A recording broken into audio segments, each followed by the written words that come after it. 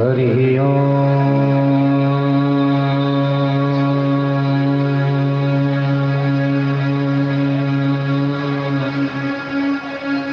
स्वस्ति श्री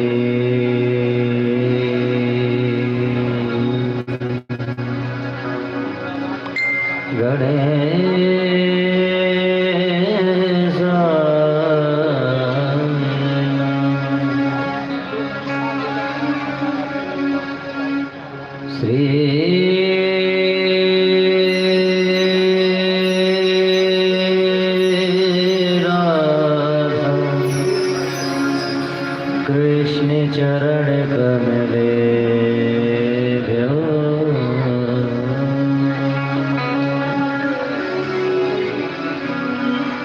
श्री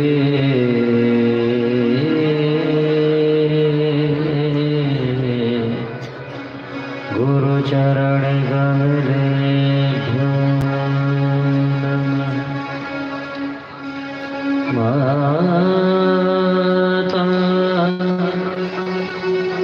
पितृ चरण कमले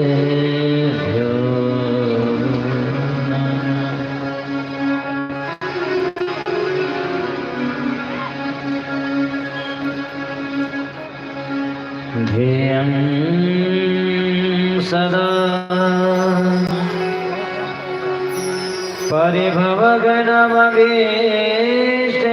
परिभवगणमभीष्टदोहम् तीर्थास्पदं शिवविरञ्चिनुतं शरणं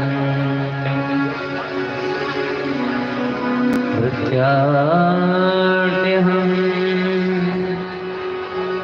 प्रणतपालभवान्विभूतं वन्दे महापुरुषते चरणारविन्दम्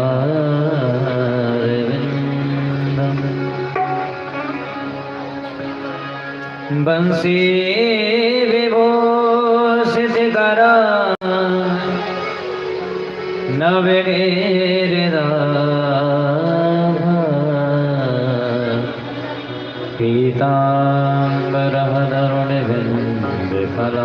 पीताम्बरधरुणिबिम्बफलाधरुन् पूर्णेन्दुसुन्दरमुखा दर्वेन्द्रनेत्रा कृष्णात् परं किमपि तत्त्वमहं न जाने। अतुलितबलिधामं हे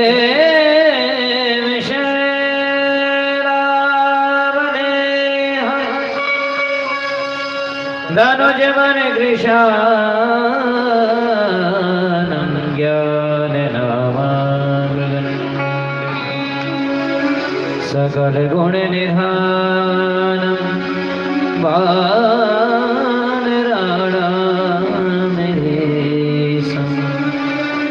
रघुपति प्रिय भक्तं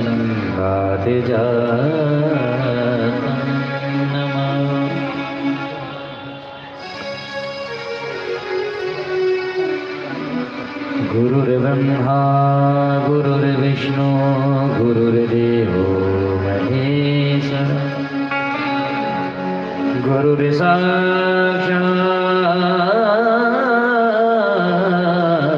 परब्रह्म तस्मै श्री गुरुवे नमः। अखण्डमण्डलाकारं व्याप्तमयेन चराचरं तत्पदं दर्शितं येन तस्मै श्री गुरुवे नमः। या देवी सर्वभूतेषु विद्यारूपेण संस्थितं नमः तस्यै नमः तस्यै नमः तस्यै नमः।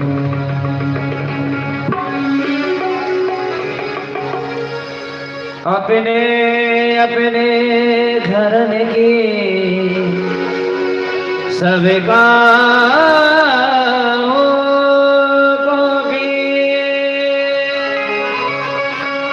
तुम्हें पीर सब घर के धन्य धन्य रघुरे। जय जय श्री राधा रमण जय जय नवल किशोर जय गोपी चित चोर प्रभु जय जय माखन जी। सब द्वारन को छाड़ के आयो तेरे द्वार। हे वृषभानु के लाडले लिख मेरी निग मेरी ओर निहार निग मेरी ओर निहार। वृंदावन बिहारी लाल की श्रीमद्भागवत महापुराण की वेद व्यास जी महाराज की श्री सुखदेव मुनि की सद्गुरुदेव भगवान की राजा रामचंद्र भगवान की शंकर भगवान की श्री हनुमान जी महाराज की जय जय श्री राम जय जय श्री राम जय जय श्री राम।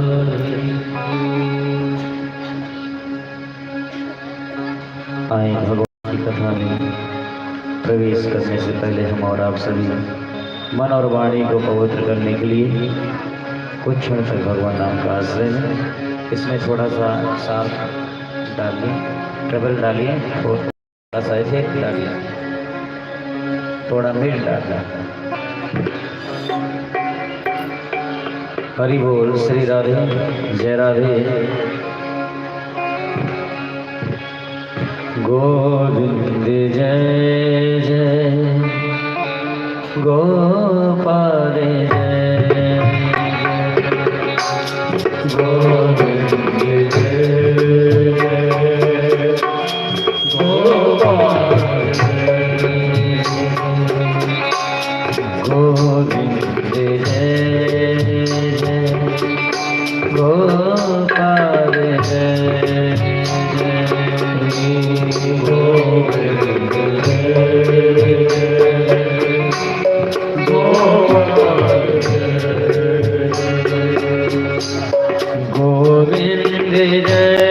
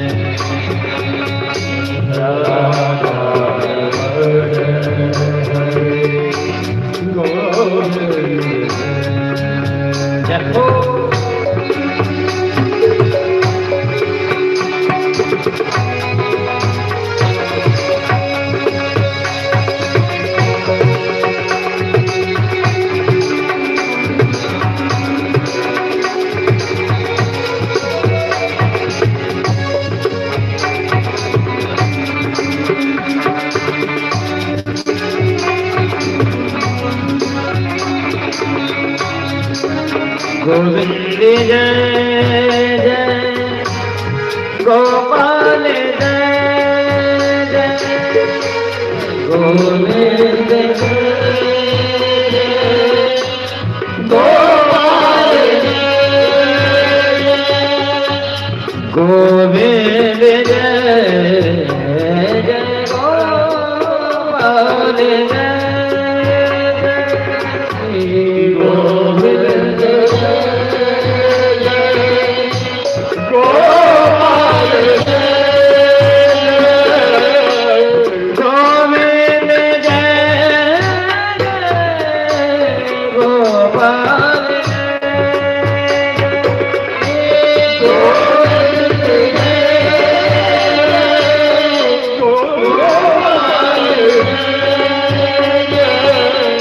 गोविंद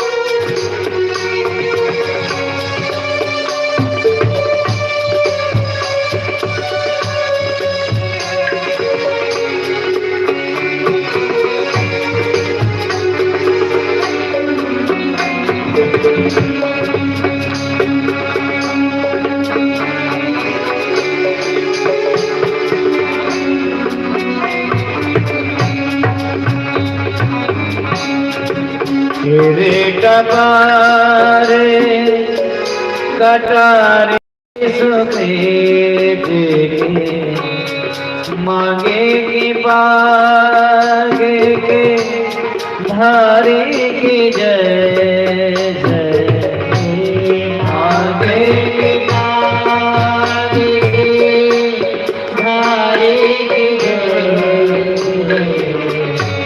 कुंडल जाए कपोलन पे मोसे ज्ञाने सुधीर बिहारी की जय जय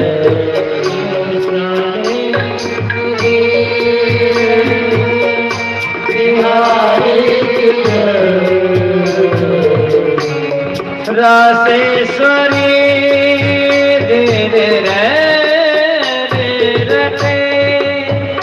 यही मोहन की बनवारी की जय जय मोहन की बनवारी की जय प्रेम से बोलो बोलत डोलो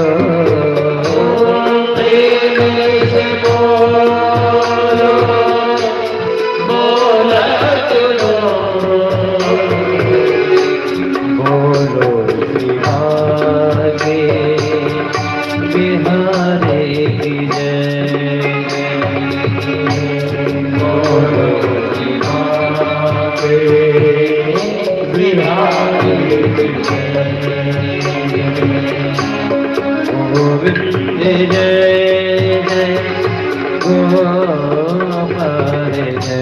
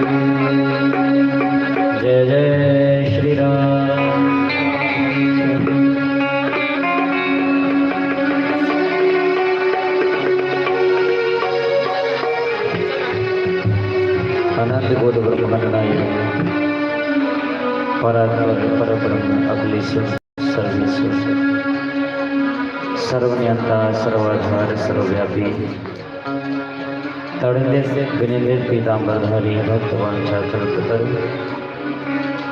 श्री यशोदा आनंदवर्धन भगवान बालकृष्ण लाल कौशल्या आनंदवर्धन मर्यादा पुरुषोत्तम भगवान श्री राम के चरणों में वंदन। भगवान की वाग्मयी प्रतिस्वरूपा श्रीमद्भागवत महापुराण को वंदन। अनंत बलवंत संत श्री हनुमंत लाल जी के चरणों में व्यासपीठ से मेरा सकोटि कोटि नमन। समुपस्थित समस्त श्रोता समुदाय, भक्ति स्वरूपा, श्रद्धा स्वरूपा, वात्सल्य स्वरूपा मातृशक्ति सभी के हृदय पटल पर विराजित श्री राधा कृष्ण श्री सीताराम जी की दिव्य छवि को मेरा नमन आए। श्रीमद् भागवत महापुराण के अंतिम सोपान में हम लोग प्रवेश करेंगे। आज यहाँ पर श्रीमद् भागवत महापुराण के विश्राम का दिवस है। भगवान की कथा कभी समाप्त नहीं होती। भगवान की कथा को विश्राम दिया जाता है। आज बिलरामा में विश्राम है और उसके बाद 20 तारीख से छत्तीसगढ़ रायपुर में प्रारंभ हो जाएगी।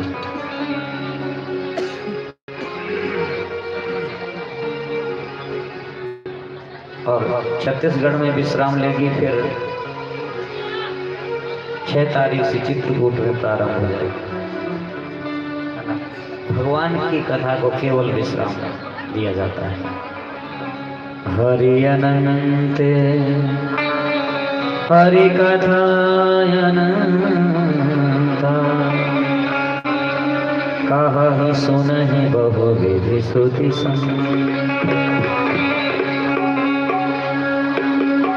भगवान भी अनंत है और भगवान की कथा भी अनंत है और भगवान के नाम भी अनंत है।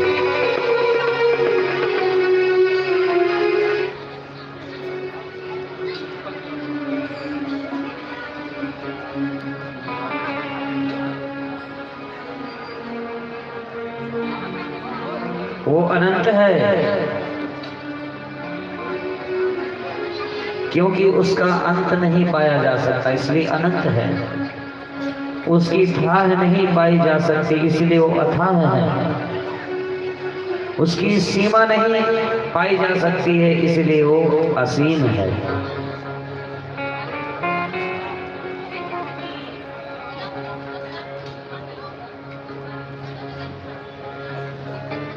एक बार शेषनाग ने भगवान से कहा, महाराज सभी को छुट्टी मिलती है, यहाँ तक कि एक दिन के लिए तो महाराज मार्केट भी बंद हो जाता है, तो हमें भी तो छुट्टी मिलनी चाहिए। भगवान ने विचार किया, अगर इनको छुट्टी मिल जाएगी तो पृथ्वी को कौन डांटेगा। बोले तुम्हें छुट्टी नहीं मिल सकती। बोले नहीं प्रभु, हमें छुट्टी चाहिए। तो भगवान ने एक उपाय सोचा और शेषनाग से कहा, आप अपने 1000 मुंह से मेरे नामों को गिनना प्रारंभ करो, जिस दिन मेरे नाम पूरे हो जाएंगे उसी दिन तुम्हें छुट्टी मिल जाएगी। और शेषनाग 1000 मुंह से भगवान के नामों की गणना कर रहे हैं, अभी तक पूरी हुई नहीं और पूरी कभी होंगे नहीं और उनको छुट्टी कभी मिलेगी नहीं। वेद भी जिसको नेति नेति करके प्रणाम कर लेता है। वेद वाणी ने कहा नेति नेति, यानी वेद कह रहे हैं परमात्मा के विषय में जितना हम बता रहे हैं, ब्रह्म परमात्मा इतना ही नहीं है, इससे भी आ गया, हमारी वाणी से भी आ गया।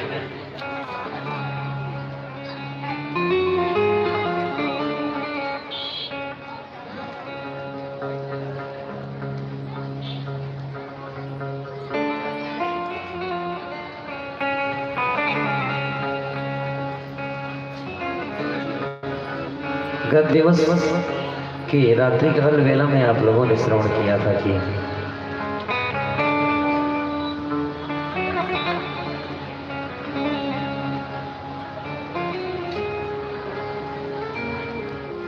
भगवान की महाराज लीला श्रवण की, भगवान की मथुरा की लीला श्रवण की और अंत में रुक्मिणी जी के साथ में भगवान जी का पावन विवाह श्रवण किया हम लोगों ने।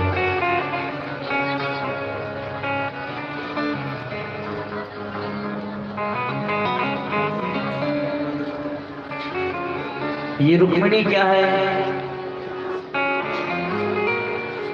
जरासंध,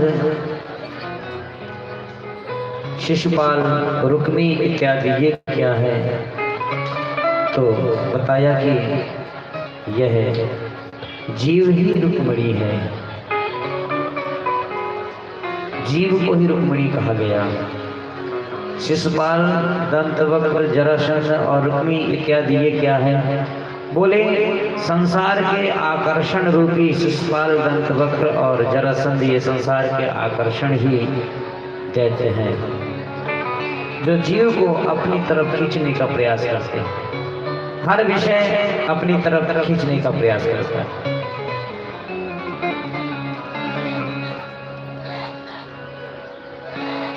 ब्राह्मण क्या है? जिसने पत्रिका ला कर दी, बोले सदगुरु ही ब्राह्मण है। जब जीव भगवान को याद करता है तो उस जीव को संसार के आकर्षण अपनी तरफ खींचने का प्रयास करते हैं और जब संसार के आकर्षण इस जीव को अपनी तरफ खींचने का प्रयास करे तो क्या करना चाहिए? बोले किसी सद्गुरु की शरण ग्रहण करना चाहिए, किसी संत की शरण ग्रहण करना चाहिए। जब सद्गुरु की संत की शरण ग्रहण करेगा तो वह संत, वह सद्गुरु भगवान से जाकर के तेरा संदेशा कहेगा कि नाथ उस जीव को संसार के आकर्षण से निकाल लाओ। और भगवान कृपा करते हैं और उस जीव को संसार के आकर्षण से निकाल करके अपना लेते हैं।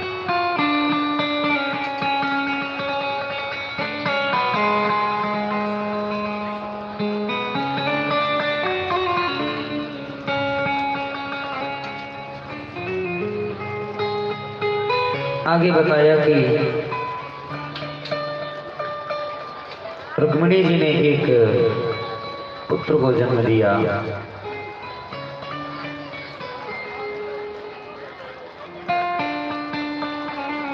जिसका नाम प्रद्युम्न पड़ा। प्रसूतिका ग्रह से सम्रासुर नाम के दैत्य ने प्रद्युम्न जी का हरण कर लिया और मारना ही चाहते थे कि नारद जी प्रकट हो गए। और नारद जी ने कहा भले आदमी क्या कर रहा है? बोले मेरा शत्रु है, इसको मारूंगा। बोले पागल कहीं कहीं तो बालक है, ये तेरा क्या बिगाड़ लेगा? क्यों बाल हत्या ले रहा है फालतू? क्या करूं? बोले समुद्र में फेंक दे, समुद्र में फेंक दो, कोई विशाल का जीव जिसको खा जाएगा, अपने आप मर जाएगा, क्या जरूरत तुझे मारने की? और सम्रासुर ने ऐसा ही किया, उस बालक को समुद्र में फेंक दिया। एक विशाल काय मछली उस बालक को निगल गई। एक मछुआरे ने उस मछली को पकड़ा, वह मछली सम्रासुर के पाकशाला में गई और उसके उदर का जब भेदन किया गया तो उसके उदर से एक जीवित बालक निकला। और उस बालक को सम्रासुर की पाकशाला में एक काम करने वाली दासी जिसका नाम था मायावती, उसको उस बालक को सौंप दिया लालन पालन करने के लिए। भगवान जिसको बचाना चाहे भैया उसे कोई नहीं मार सकता। थोड़ी आवाज बढ़ा दो भैया, आवाज कम है, वॉल्यूम बढ़ा दो।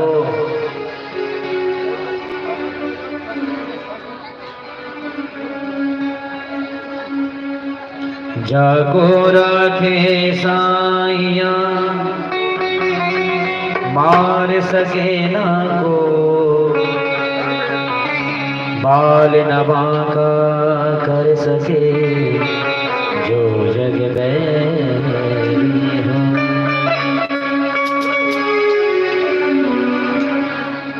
भगवान जिसको बचाना चाहे उसे कोई नहीं मार सकता है साहब, कोई नहीं मार सकता।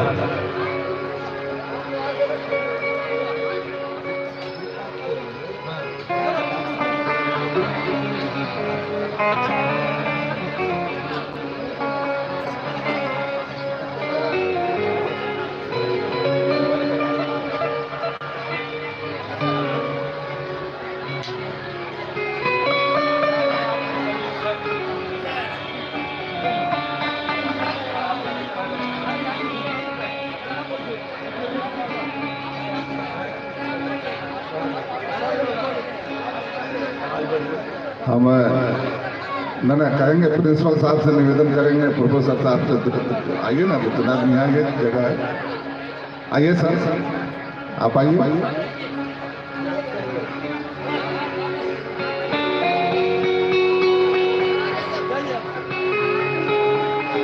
आइए मिश्रा जी, आइए ना।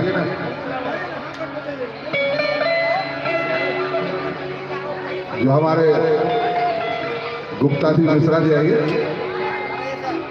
आप खाने में 2-3 आदमी का जगह है हमारे पास बैठने के लिए, सम्मान है आपको, आइए।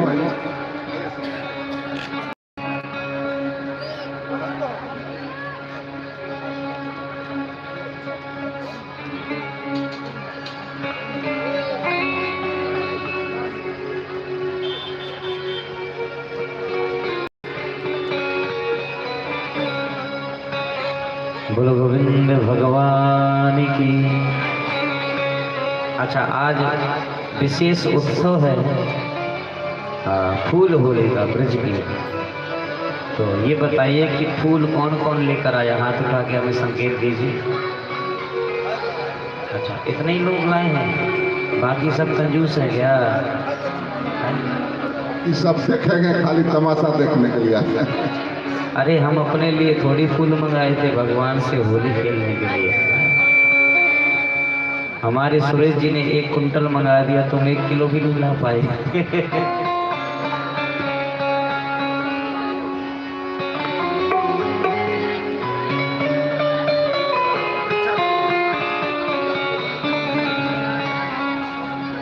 वृंदावन बिहारी लाल की।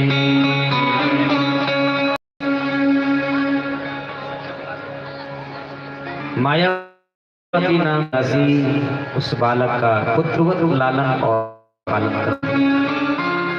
नारद जी ने आकर बताया, देवी जिस बालक की तुम मात्र भाव से सेवा करती हो, यह बालक और कोई नहीं है, तुम्हारा पूर्व जन्म का पति है। ये भगवान श्री कृष्ण का पुत्र है। सम्रासुर प्रसूति का ग्रह से हरण करके लाया, क्योंकि ये मायावती रति है। और जब भगवान शिव ने को जला दिया था, कि भगवान शिव के पास में रोती हुई पहुंची, तो भगवान शिव ने वरदान दिया, कृष्ण तनय हुई है पति तोरा, वचन अन्यथा होए न। ये आगे चलकर द्वापर युग में कृष्ण का पुत्र होगा और तुम्हें प्राप्त होगा। ये वही है कामदेव, कृष्ण के पुत्र के रूप में आए हुए हैं तुम्हारे पास। तो उस देवी का सेवा का भाव बदल गया। पहले माँ के रूप में सेवा करती थी और अब उसका सेवा का भाव, दृष्टि बदल गया। तो एक दिन प्रद्युम्न जी ने कहा, माता जी आप कार्य तो माता का कर रही है, परंतु आपके भाव में मात्र भाव नहीं है, ऐसा क्यों? तब उसने हाथ जोड़ करके सारी बात बताई, नाथ मैं आपकी पत्नी नहीं हूँ, सम्रासुर आपका हरण करके लाया, आप कृष्ण के पुत्र हैं, द्वारकाधीश। रसायन विद्या के द्वारा प्रद्युम्न जी को बड़ा किया और बड़े होकर के प्रद्युम्न जी ने सम्रासुर का वध किया और अपनी पत्नी को रति को लेकर के द्वारका में पहुंचे। और जैसे ही द्वारका में दोनों को रुक्मिणी माता ने देखा तो उनके नेत्रों से आंसू निकल आए और भगवान ने पूछा, देवी रो रही हो? रुक्मिणी जी ने कहा, प्रभु अगर मेरा पुत्र होता, ऐसा ही होता, इतना ही बड़ा होता और मेरी पुत्र वधू ऐसे ही होती, तो भगवान ने कहा, इसमें पूछने की क्या बात है, तुम्हारे ही हैं दोनों, ये तुम्हारा ही पुत्र है और तुम्हारी ही पुत्र वधू है। अब तो भैया द्वारका में उत्सव मनाया गया। बताते हैं एक बार भगवान को मिथ्या कलंक लगा, मिथ्या दोष लग गया, मणि चोरी हुआ।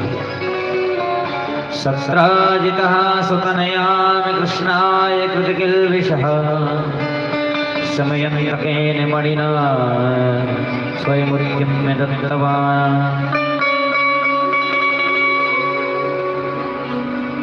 एक सत्राजित नाम के राजा थे। उन्होंने सूर्य की बड़ी आराधना की और सूर्य भगवान सत्राजित पर प्रसन्न हो गए। तो सूर्य भगवान ने सत्राजित को एक मणि प्रदान की जो नित्य 8 भार स्वर्ण देती थी। एक बार उस मणि को गले में डाल करके सत्राजित भगवान की सुधर्मा नाम की सभा में पहुंची और जैसे ही मणि का प्रकाश देखा तो पूरी सभा प्रकाश में हो गई। तो जितने भी दरबार में बैठे हुए दरबारी थे सब खड़े हो गए। जैसे सब खड़े हो गए तो भगवान ने कहा, खड़े क्यों हो गए भाई? बोले, आज महाराज आपके दर्शन करने के लिए स्वयं सूर्य भगवान आ रहे हैं। भगवान ने कहा, सूर्य भगवान नहीं आ रहे। तो बोले, सूर्य भगवान का चेला आ रहा है। सूर्य भगवान से प्रदत्त मणि को अपने गले में धारण करके आ रहा है। सत्यराजित आए, आकर बैठ गए। भगवान ने कहा सत्यराजित से, सत्यराजित तुम्हारे परिवार में कितने लोग हैं? तो सत्यराजित ने कहा महाराज मैं हूँ, मेरी पत्नी है, मेरा एक छोटा भाई है प्रसेन, और मेरी एक बेटी है सत्यभामा। भगवान ने कहा इतने छोटे से परिवार के लिए और इतनी बहुमूल्य वस्तु पर राजा का अधिकार होता है। इसलिए अगर आप चाहें तो इस मणि को खजाने में, कोष में जमा करा दें, और इससे जितना भी स्वर्ण प्रदान होगा वो सारा का सारा स्वर्ण राज्य सेवा में और जन सेवा में लगेगा, वो धन खर्च किया जाएगा। लेकिन सत्यराजित यहाँ मौन हो गया, कुछ बोला नहीं। विचार किया, वाह परिश्रम हमने किया, तपस्या हमने की, और फल ये लेना चाहते हैं, फायदा ये लेना चाहते हैं, नहीं बोला। भगवान ने कहा भाई तेरी वस्तु है, देना चाहो दे, नहीं देना चाहो मत दे। संसार में जिसे जो भी कुछ मिला है भगवान से ही मिला है, और भगवान को देने में कभी संकोच नहीं करना चाहिए।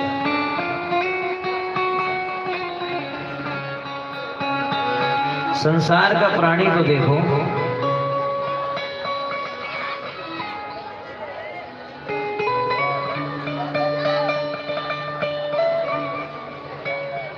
काम अगर बना दिया तो हमने बना दिया, कोई काम अगर बन गया हमने किया, सब हमने बनाया, हमने पूरा श्रेय अपने ऊपर ले लेता है। और जब कोई काम बिगड़ जाता है भगवान ने बिगाड़ दिया, बनाया तो हमने और बिगाड़ा तो भगवान। कैकेयी मैया खुद कह रही है तात बात सब भात समान, हे तात मैंने सब संभाल लिया है, लेकिन विधाता ने बिगाड़ दिया है थोड़ा सा। पिताजी का स्वर्गवास हो।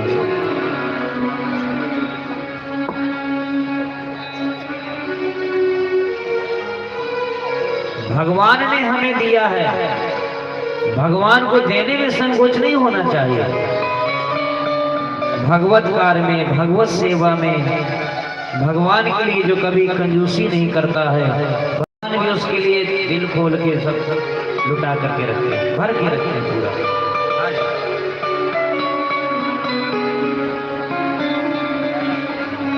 बलि ने सर्वस्व अर्पण कर दिया ठाकुर जी के चरणों में, तो ठाकुर जी ने सुतल लोक का राज्य भी दिया और वरदान भी दिया, आने वाले मनवंतर में हम तुम्हें इंद्र बनाए।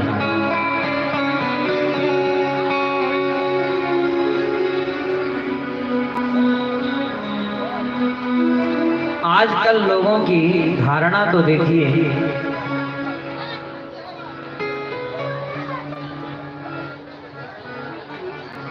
हमें जब किसी वस्तु की आवश्यकता होती तो हम उसमें ब्रांड देखते हैं, ब्रांड देखते हैं, सबसे अच्छा ब्रांड दिखाओ, क्यों? बोले हमारे लिए। और जब पूजा पाठ का समय आता है तो जो तुम्हारी दुकान में सबसे सस्ता सामान हो वो दिखा दो। अपने लिए यूज करना है तो कहेंगे कि सबसे महंगा हो वो दिखाओ, और जब भगवान की बारी आती तो सबसे सस्ता हो वो दिखाओ। और जब भगवान सबको छीन लेता है तब क्या करोगे?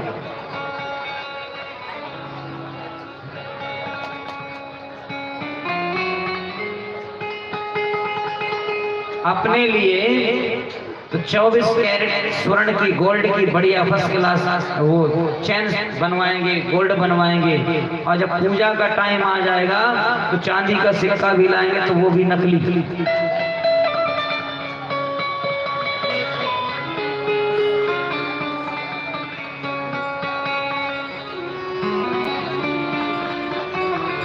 भगवान की सेवा में संकोच नहीं होना चाहिए। हमें बड़ी अच्छी बात लगी थी, सुरेश जी की कल कहा था, बोले बाबा हम भगवान के लिए मिटना चाहते हैं। जब मैंने कहा इतना खर्च क्यों कर रहे हो भाई? बोले बाबा ठाकुर जी ने दिया है, राम जी ने दिया है, और हम राम जी के नाम पे मिट जाना चाहते हैं, मर जाना चाहते हैं। क्या भाव है, क्या भाव? ऐसा भाव होना चाहिए। और सच बताएं तो कहते हैं ना, गुरु को अगर योग शिष्य मिल जाए तो वह गुरु धन्य हो जाता है। पिता को अगर योग्य पुत्र मिल जाए तो वह पिता भी धन्य हो जाता है। और सुरेश जी ने जिस दिन मुझसे कहा था कि हमें आपसे गुरु मंत्र चाहिए, तो हमने कहा तुम्हारा जैसा शिष्य अगर मुझे मिल जाएगा तो मैं धन्य हो जाऊंगा।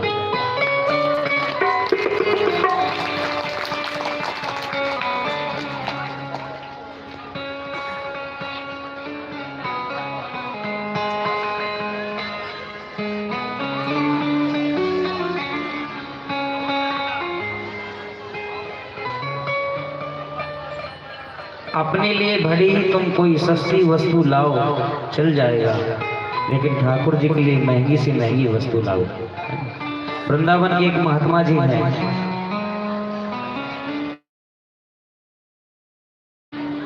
कोई संत हैं, खुद भिक्षा मांग करके खाते हैं, भिक्षा मांग करके, और ठाकुर जी को रबड़ी का भोग लगाते हैं। खुद भिक्षा मांग करके सूखी रोटी खाते हैं, वो भी 2 रोटी खाएंगे भिक्षा मांग करके। सब्जी बनाते हैं और रोटी मांग करके लाते हैं, खाते हैं, और ठाकुर जी के लिए रबड़ी का, लड्डू का, रसगुल्ले का भोग लगाते हैं। हाँ, खुद नहीं खाते, भगवान को खिलाते। ऐसा भाव उनका।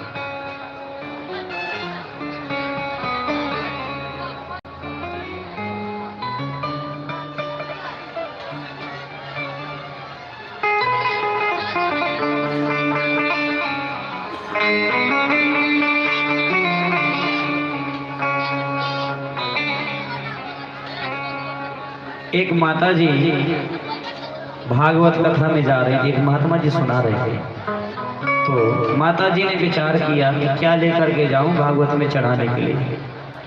तो एक केला की दुकान थी, पहुंच गई वहां पर और केला वाले से कहा भैया केला का भाव दिए हैं?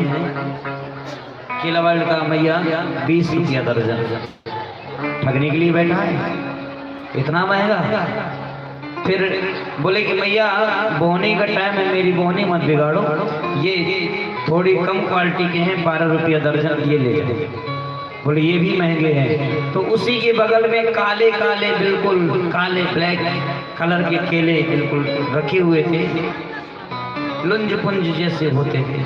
अब उसने कहा कि ये केला कितने के हैं? बोले 6 रुपया दर्जन। बोले 1 दर्जन दे दो। तो बोले भैया ये खाने के नहीं है, खाने वाले नहीं हैं। तो मैया ने कहा खाने थोड़ी हैं। फिर बोले भागवत में चढ़ाने हैं।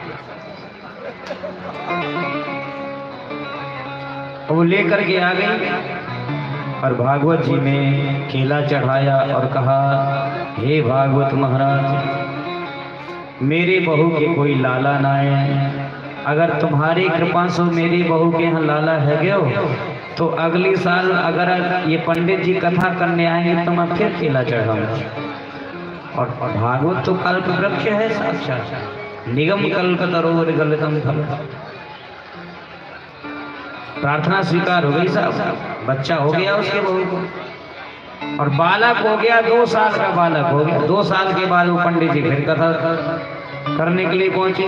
वो फल फिर केला लेकर के आई और भागवत जी ने केला चढ़ाया और कहा हे भागवत महाराज, आपकी कृपा से बहू के बेटा तो हो गया, लेकिन उसकी गर्दन नहीं रुक रही है, गर्दन उसकी लपक रही है, इधर उधर हो रही है।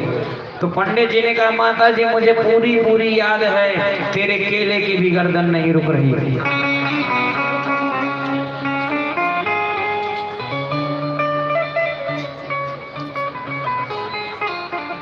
भगवान को अच्छा चढ़ाओ, अच्छा अर्पण करो। और आजकल के दुकानदार भी इतने चालाक हो गए हैं कि पूजा वाली धोती अलग ही निकाल के रखते हैं।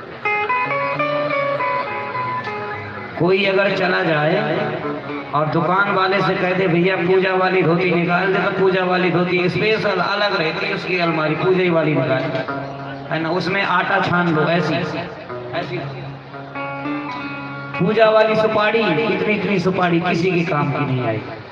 जो किसी काम का नहीं वो देवताओं में चढ़ा।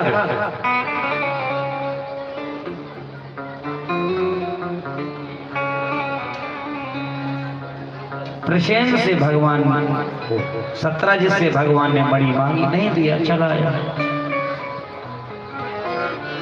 17 का छोटा भाई है प्रसेन, और प्रसेन ने अपने भाई से कहा, भैया मैं जंगल में जाता हूँ शिकार खेलने के लिए, तो जब मैं वापस आता हूँ तो अंधेरा हो जाता है, मैं रास्ता भूल जाता हूँ, मणि दे दो, मणि के प्रकाश से मैं रास्ता नहीं भटकूंगा।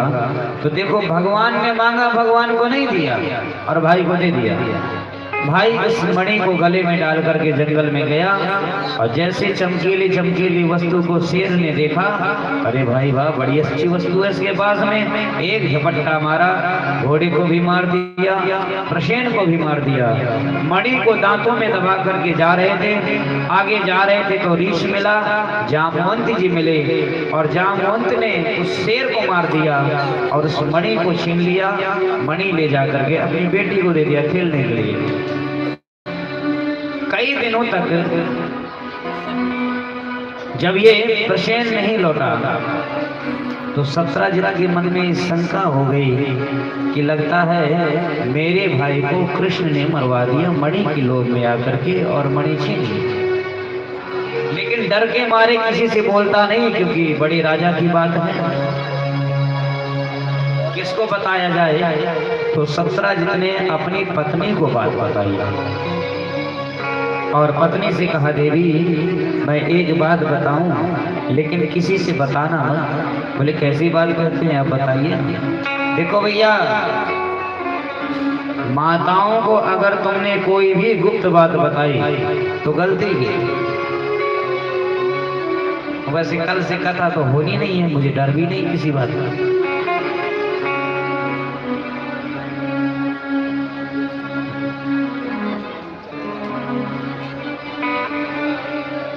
माताओं को अगर कोई गुप्त बात बताई तो गलती की, और अगर कह दिया किसी को बताना मत, तो ये बहुत बड़ी गलती हो गई। ये किसी न किसी को, इनकी कोई क्लोज ऐसी सहेली होगी जिसको जरूर बता दे।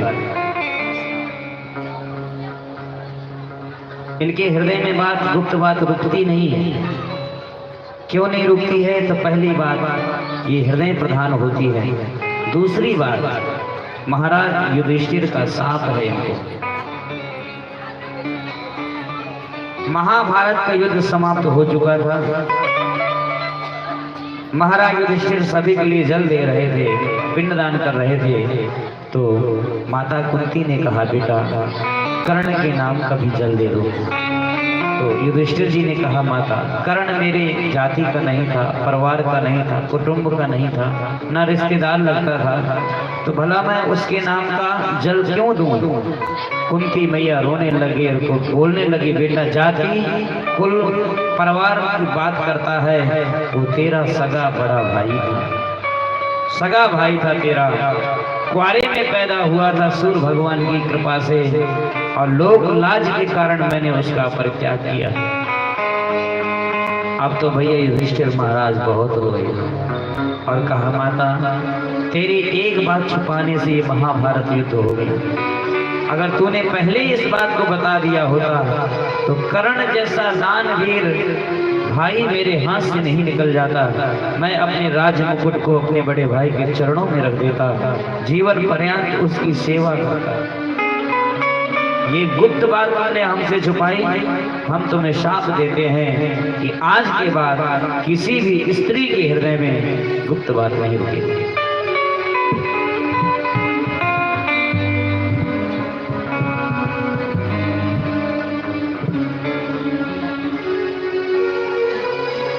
अच्छा एक बात बताएं, अगर माताओं को मना कर दिया जाए बोलने के लिए फिर अवश्य बोलेगी, फिर नहीं मान सकती। अगर कह दिया जाए मत बोलना तो फिर नहीं रुक सकती। एक भाई था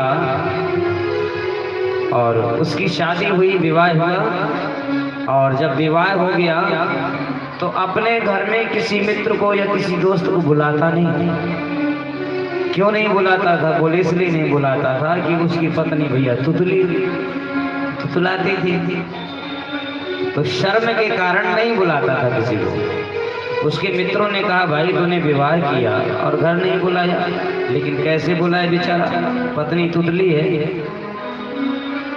तो उसकी पत्नी ने एक बार कहा, वो समझ गई बेचारी ये क्यों नहीं बुलाता है। तो उसकी पत्नी ने कहा ऐथो तलौदी तुम्हें दादा धर्म लगे तो तुम दूसरी शादी कर ले, तुम्हें ज्यादा शर्म लगे तो तुम दूसरी शादी कर लो। अब जब उसको आज्ञा मिल गई तो उसने दूसरा विवाह कर लिया, और जब दूसरा विवाह कर लिया था अब की बार भैया बड़ी प्रखर वाणी की पत्नी आई, अच्छा बोलती थी। और एक बार बेचारा देवी जी को बाइक में बिठा करके अब पटोरी की मार्केट कराने ले गया होगा, ट्रैफिक ज्यादा था, एक्सीडेंट हो गया। और जब एक्सीडेंट हो गया गिरे दोनों, देवी भी गिरी, मुंह के बल गिरी। वैसे ठीक तो हो गई, लेकिन जब गिरी तो दांतों के नीचे उसकी जीभ आ गई और जीभ कट गई, वो भी तुतली हो गई। दो शादी हुई, दोनों तुतली। उसके मित्रों ने कहा भाई कमाल कर दिया तूने, दो विवाह कर लिया, घर नहीं बुलाया अभी तक। जब किसी को नहीं बुलाया तो एक दिन दोनों ने फिर कह दिया है तो तलौदी तुम्हें दादा धर्म लगे तो तुम तीसरी शादी कर लो। तो उसने तीसरा विवाह कर लिया। अब की बार भैया और प्रखरवाणी की मधुर बोलने वाली पत्नी मिली, बड़ा खुश था बेचारा। एक बार बेचारी वस्त्र प्रक्षालन कर रही थी, कपड़े धो रही थी, और मोबाइल की घंटी बजी, और जैसे भागी मोबाइल उठाने के लिए पांव के नीचे साबुन आया, मुंह के बल गिरी और जीभ कट गई, वो भी टूट गई। तीन पत्नी और तीनों तुतली। मित्रों ने कहा भाई कमाल कर दिया तूने, तुम तीन विवाह कर लिए और तूने अभी तक बुलाया नहीं घर में। उसने कहा जब भाग्य में तुतली ही लिखी है तो कितने विवाह करें। बोले ऐसा कर कल तू आ जा। तो बोले हम ऐसे नहीं आएंगे। क्यों? बोले जब तू घर में होगा तो भाभी बात नहीं करेगी, तू जब नहीं होगा तब आऊंगा। तो घर में आया, शाम को तीनों को बिठाया और तीनों से कहा देखो मेरा एक मित्र आएगा कल और बढ़िया भोजन बना के खिलाना, लेकिन बोलना नहीं कोई भी अगर बोली तो उसी को घर से बाहर निकालना। धमकी दे करके गया। बोले ठीक है महाराज। उसका मित्र आया, अब एक ने दाल बनाई, एक ने रोटी बनाई और एक ने करेले की, जो कड़ू करेला आता है उसकी सब्जी बनाई। दाल मांगता है दाल मिल जाती है, रोटी मांगता है रोटी मिल जाती है, सब्जी मांगता है सब्जी मिल जाती है, लेकिन बोलती कोई नहीं है। फूल का काम अभी नहीं है, अभी रख लो, जब आएगा तो बता देगा।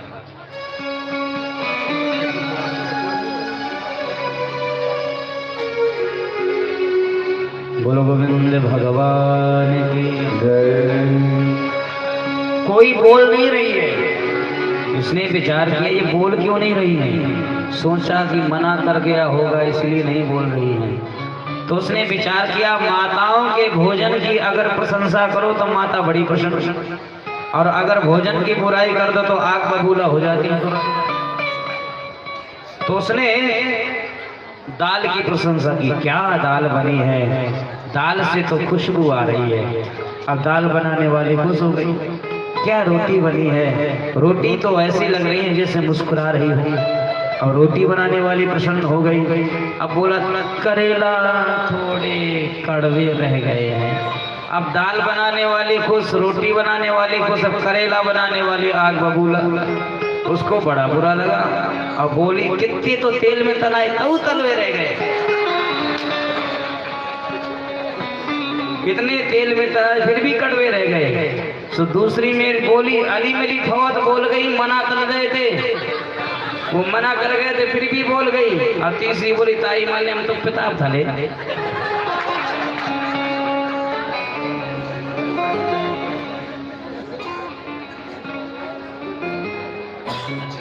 तो अगर माताओं को मना कर दिया तो अवश्य बोले, लेकिन यहाँ ऐसी कोई नहीं। ये अन्य जगह की बात है, नहीं कहीं अगली साल का मैं कंप्लेन कर दे कि बाबा को बुलाना ही नहीं है।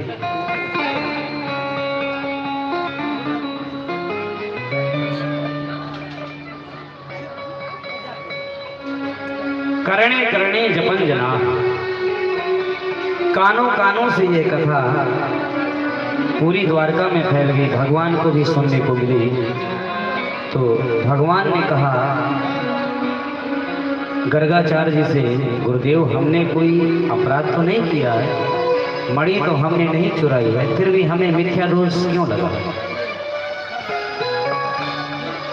तो गुरु जी ने कहा, तो या भाद्रपदे शुक्ल चतुर्थ्यां चंद्र दर्शनम कृतम येने भगवान वृथा शापं बप्तवान्।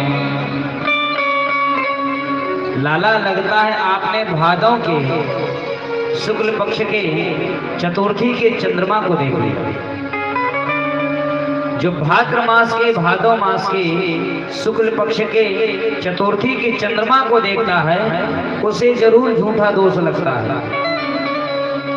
उस चंद्रमा को नहीं देखना चाहिए। चंद्रमा को शाप लगा हुआ है गणेश जी का। गणेश जी महाराज चूहा में बैठकर जा रहे थे और पैर फिसल गया, गिर पड़े बेचारे। और जैसे ही गिर पड़े तो चंद्रमा को हंसी आ गई। चंद्रमा हंसने लग गया तो गणेश जी को बड़ा क्रोध आया। और गणेश जी ने कहा, तू मुझे देख के हंसता है, मैं तुझे शाप देता हूँ, आज के दिन जो तेरा दर्शन करेगा उसे मिथ्या दोष लगेगा।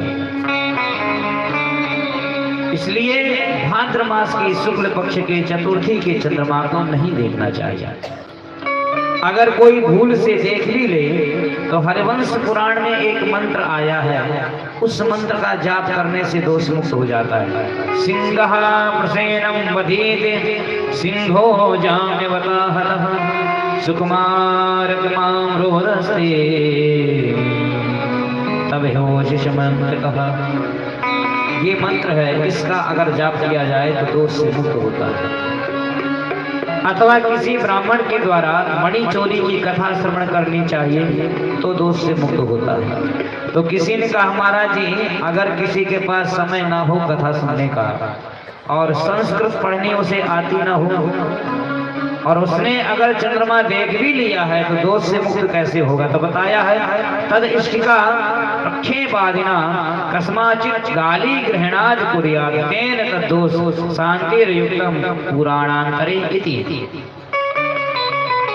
अगर चंद्रमा के दर्शन कोई कर ले, तद इष्टिका प्रक्षेपादिना, कोई अगर सामने से निकल जाए तो उससे बोलो मत, ना कुछ कहो, बिना बोले बिना कहे एक छोटा सा पत्थर उठाओ, कंकड़ उठाओ और पीछे से उसको मार दो। जैसे ही उसको मार दोगे बिना बोले बिना चाले तो गुस्सा होगा, और जब गुस्सा होगा तो उल्टा सुल्टा तो बकेगा ही, गाली भी देगा। तो लिखा है प्रक्षेपादिना, जब उसको मार दो तो कस्माचित गाली ग्रहणाद कुर्यात्, अगर तुमको वो गाली भी देने लग जाए तो बड़े प्रेम से गाली भी सुन लो। तेन तद्दोष शांतिर्युक्तम पुराणांतरे इति, अगर उसके मुख से तुम गाली सुन लोगे तो दोष नष्ट हो जाएगा। लेकिन पत्थर छोटा हो, कहीं बड़ा ना हो, कहीं से 307 302 लग जाए।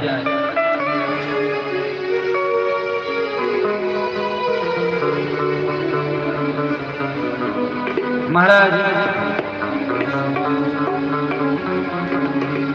भगवान उस मणि की खोज में गए, जाकर देखा तो घोड़ा मरा पड़ा हुआ है, प्रसेन मरा पड़ा हुआ है, एक शेर के पैर बने हुए हैं।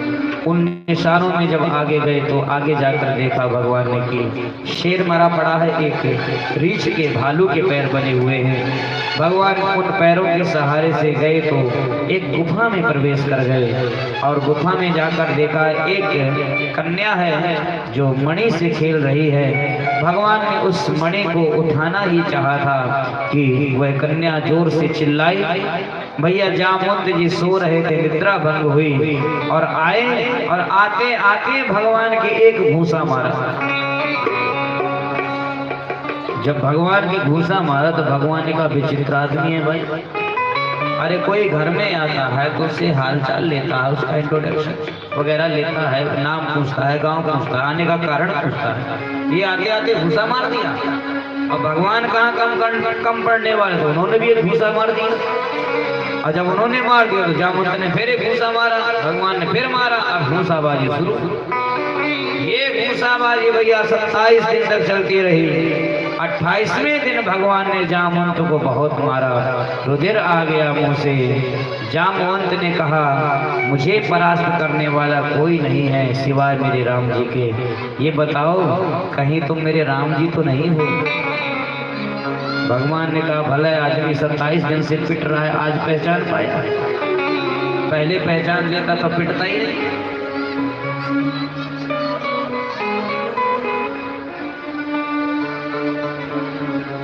ये वही जामवंत हैं त्रेता युग में राम जी की सेना में जो थे सेनापति।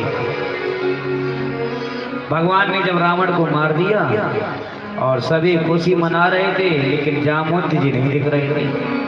राम जी ने हनुमान जी से कहा हनुमान जी दादाजी नहीं दिख रहे भाई, कहाँ हैं? उनको ढूंढ करके लाओ। तो हनुमान जी जैसे ढूंढने के लिए गए तो दादाजी समुद्र में पत्थर फेंक रहे थे। बोले दादाजी प्रभु याद कर रहे हैं। बोले मैं नहीं जा रहा। बोले क्यों नहीं जा रहे? बोले नहीं जा रहा मेरा मन। अरे याद कर रहे हैं तो बेचारे आए, आकर के प्रणाम किया और अनमना सा मन था। तो राम जी ने कहा दादाजी हमने रावण पर विजय प्राप्त की है, आपको प्रसन्नता नहीं है? बोले हाँ महाराज प्रसन्नता है लेकिन कम है, प्रसन्नता है लेकिन कम है। क्यों ऐसा क्यों? जामवंत ने कहा देखो महाराज आपके युद्ध में हमको लड़ने ही नहीं दिया गया। अगर हम लड़ने के लिए तैयार भी हो जाते थे तो कह देते थे दादाजी तुम तो बैठो दिशा निर्देश करो, लड़ने के लिए तो हमें ही काफी है। हमको किसी से नहीं लड़ने दिया और हमारी भुजाओं में जो खुजली मच रही है खुजली ही मची है। अब हम किससे लड़ें? ये खुजली कहाँ मिटाएं? हनुमान जी ने कहा पहाड़ से टकरा जाओ। बोले तुम भी कमाल करते हो, पहाड़ से कोई टकराने वाली बात होती? कोई योद्धा से लड़े तब बात बनी। और महाराज सच बताएं तो रावण की सेना में हमसे लड़ने लायक कोई था भी नहीं। अगर हमसे लड़ने लायक कोई था तो वो केवल रावण था और रावण को आपने मार दिया। अब हम किससे लड़े? तो राम जी ने कहा वो तो रावण तो मर गया महाराज, आप किससे लड़ोगे? तो जामवंत ने कहा होगी सो देखी जाएगी महाराज, आपके हमारे दो हाथ हो जाए। तो राम जी ने कहा ये मर्यादा की विपरीत बात है, सेवक और स्वामी का युद्ध नहीं होता है। हाँ लेकिन हम आपकी ये इच्छा अवश्य पूरी करेंगे। द्वापर युग में जब हम कृष्णा अवतार से आएंगे तब हम आपकी इच्छा अवश्य पूरी करेंगे। भगवान ने कहा अगर भुजाओं की खुजली मिट गई हो तो बताओ, ना मिटी हो तो दो हाथ और हो जाए।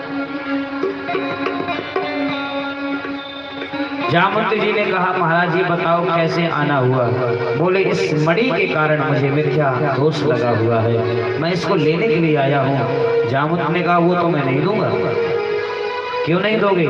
क्योंकि मैंने इस मणि को अपनी बेटी को दे दिया है और बेटी को दिया हुआ धन वापस नहीं लिया जाता। तो क्या करें, मणि तो भाई चाहिए। तो जामवंत ने कहा एक उपाय है। क्या? बोले ऐसा करो मेरी बेटी के साथ में विवाह कर लो और दहेज में मणि ले लो। भगवान ने ऐसा ही किया, जामवती के साथ में गंधर्व विवाह किया भगवान ने, दहेज में मणि लेकर चले गए। तो गुफा के अंदर मणि थी। ये जामवंत क्या है? बोले जीव ही जामवंत है, मानव ही जामवंत है। गुफा क्या है? बोले हमारा हृदय ही गुफा है।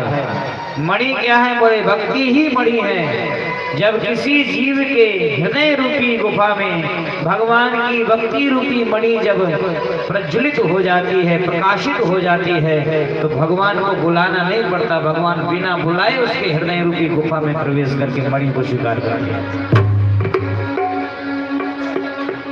सकल भुवन मध्य निर्धनास देवी धन्या निवसति हरिवेशाम श्री हरेर भक्ति रेखा हरिरपि निधि लोकाम सर्वथा तो विहाय प्रविशति हृदि देशाम। भक्ति सूत्र सकल भुवन मध्य निर्धनास देवी धन्या। 14 भुवनों में 3 लोकों में वह व्यक्ति धन्य है, वह निर्धन भी धन्य है। कौन? निवेशति हरि के साक्षी हरि भक्ति रेखा, जिसके हृदय में भगवान की भक्ति निवास करती है। और जिसके हृदय में जब भगवान की भक्ति निवास करने लग जाती है तो भगवान क्या करते हैं? बोले हरिरपि निज लोकाम सर्वथा तो विहाया। भगवान अपने निज लोक वैकुंठ को छोड़ देते हैं और क्या करते? बोले प्रविशति हृदय देशा, भगवान उस भक्त के हृदय में प्रवेश कर जाते हैं। भक्ति सूत्राभिनंदः, भक्ति रूपी सूत्र में भगवान बन जाते हैं। एक बार नारद जी ने भगवान से पूछा, नाथ आप कहाँ रहते हैं? तो भगवान ने कहा नारद जी से,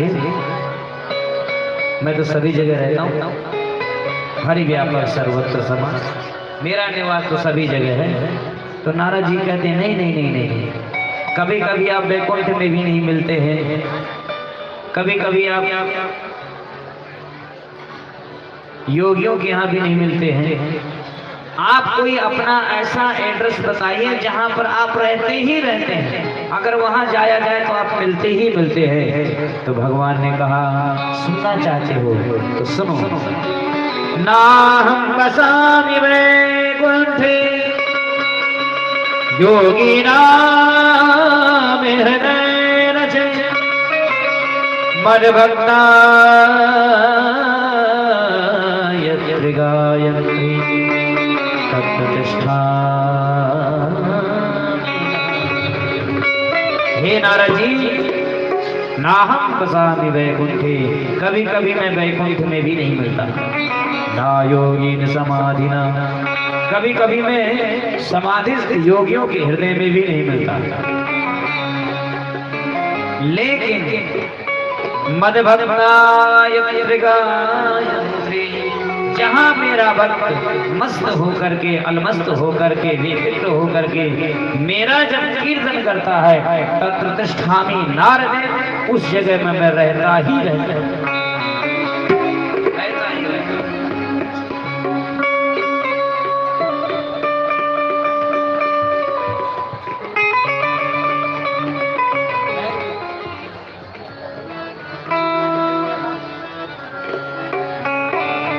आए हम लोग भी भगवान को बुला लेते हैं कीर्तन के द्वारा। गोविंद चले आओ, गोपाल चले आओ, गोविंद चले आओ, गोपाल चले आओ, गोविंद चले आओ, गोपाल चले आओ, गोविंद चले आओ, गोपाल चले आओ। हे मुरलीधर माधव आनंद चले आओ, मुरलीधर माधव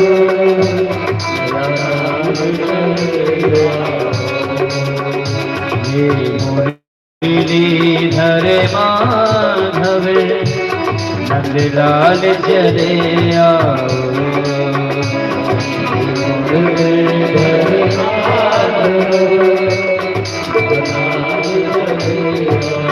जय हो।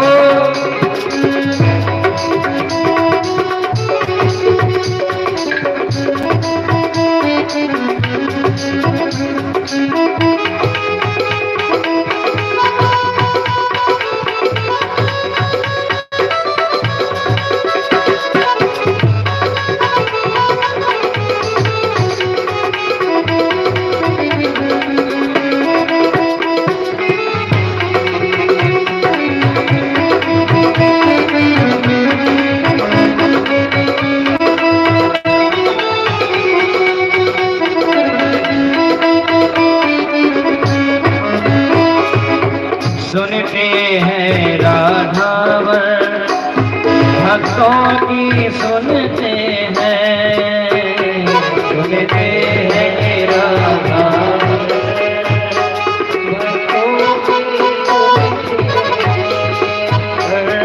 कहते हैं कि राधावर भक्तों की सुनते हैं, कहते हैं कि राधावर भक्तों की सुनते हैं, भक्तों की सुनते हैं। तुम भक्त की हो भगवन, तुम भक्त की हो भगवन, दुनिया को दिखा जाओ। तुम भक्त की हो भगवन। ताली बजा सभी। चले आओ गोपाल चले आओ।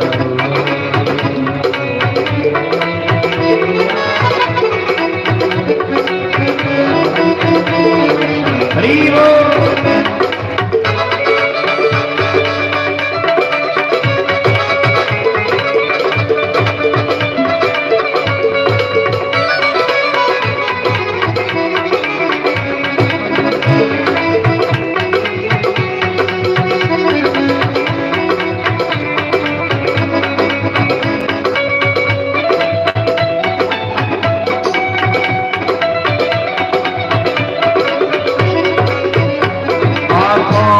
बसे हो तुम्हें, धड़कन में धड़कते हो, आँखों में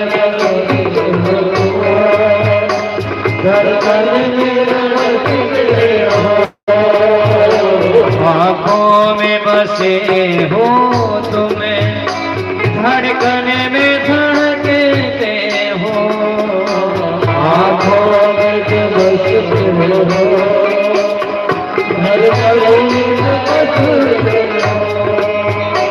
धड़कन में धड़कते हो। करो भगवन, कुछ ऐसा करो भगवन, सांसों में समा जाओ। कुछ ऐसा करो भगवन, सांसों में समा जाओ। मुरलीधर माधव नंदलाल चले आओ। मुरलीधर माधव हरि बोल।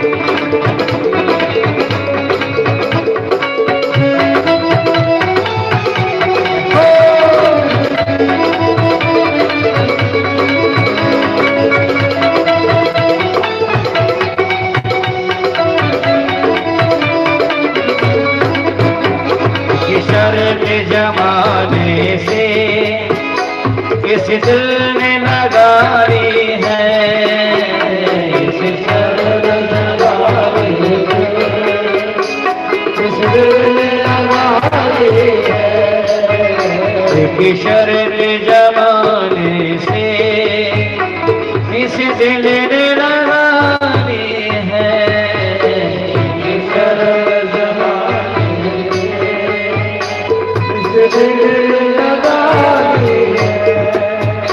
इस दिल ने लगाई है।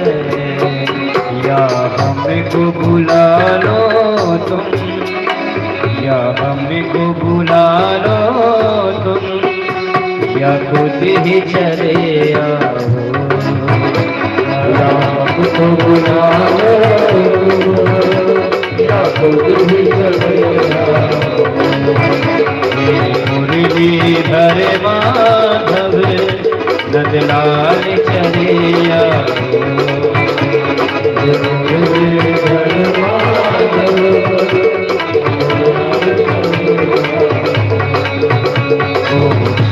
चले आओ, गोपाल चले आओ।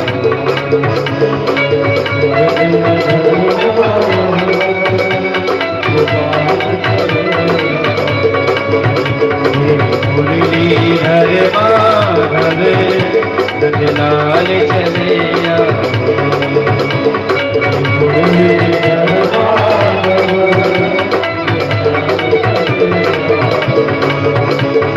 राधे राधे गोविंद गोविंद राधे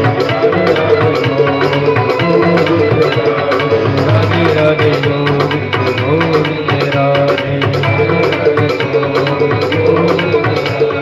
गोविंद राधे गोपाल राधे गोविंद राधे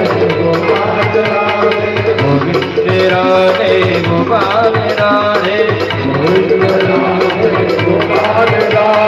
गोविंद राधे गोपाल राधे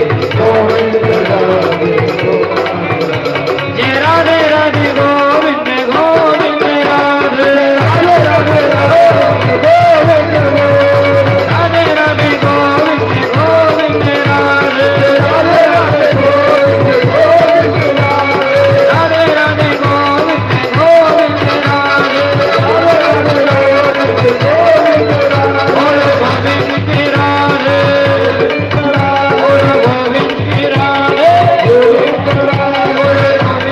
राधे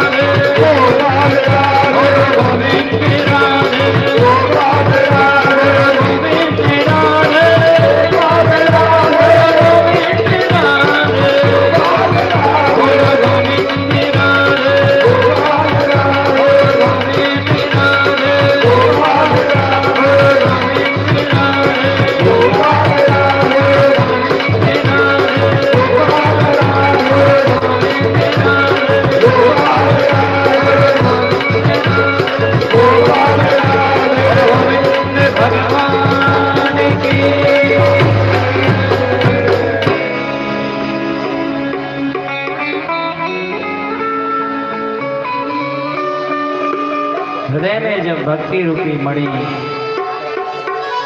उत्पन्न हो जाती है तो भगवान बिना बुलाए ही चले आते हैं।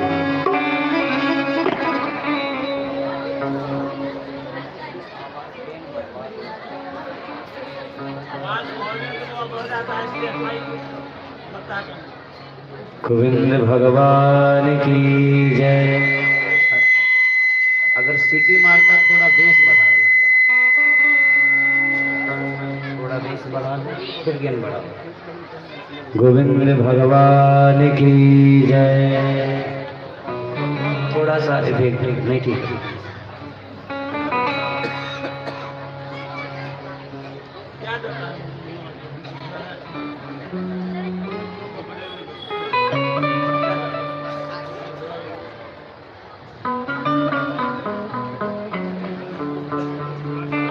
मणि लाकर के भगवान ने शत्राजित को दिया और सारी घटना बताई। बड़ा लज्जित हुआ बेचारा शत्राजित। मैंने भगवान को मैं क्या दोष लगाया? तो पत्नी ने कहा, शर्माते क्यों हो? हमारी बेटी विवाह के योग्य है सत्यभामा, और सत्यभामा का विवाह द्वारकाधीश के साथ में कर दो, रिश्तेदार बना लो, फिर शर्म किस बात की। और भैया शत्राजित ने अपनी बेटी सत्यभामा का विवाह भगवान के साथ में किया और दहेज में मणि दी। तो भगवान ने उस मणि को शत्राजित को ही वापस कर दिया और कहा, ये अपने पास ही रखिए।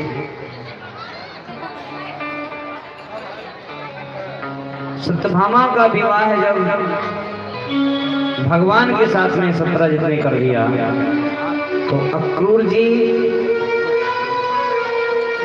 शतधन्वा और कृतवर्मा ये तीनों नाराज हो गए, क्योंकि शत्राजित ने इन तीनों से कहा था कि मैं अपनी बेटी का विवाह आपके साथ करूंगा। बोले कितना झूठा आदमी है, देखो भगवान से विवाह कर दिया, द्वारकाधीश से, हमसे नहीं किया। और उसी समय भगवान पांडवों से मिलने गए थे इंद्रप्रस्थ। एकदा पांडवानां दृष्टुम प्रतीतान पुरुषोत्तमः इंद्रप्रस्थं गतः श्रीमान युधानादिभिर्वृतः।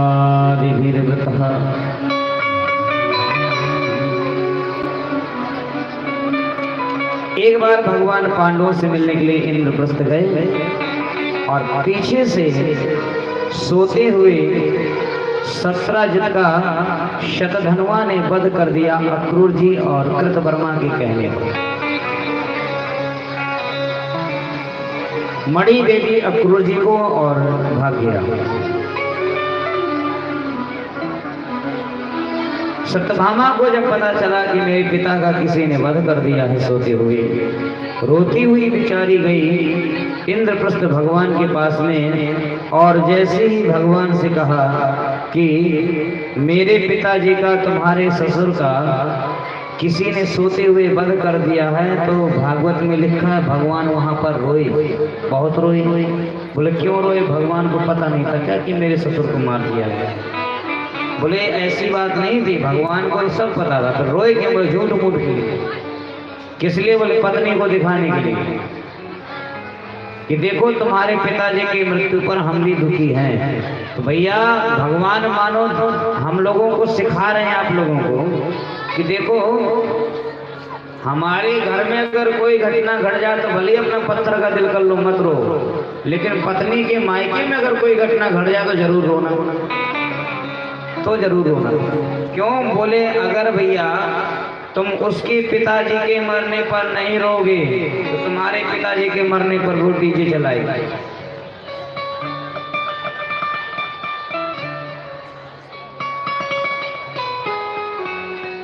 आगे बताते हैं एक विवाह भगवान का कालिंदी के साथ में, यमुना के साथ में हुआ।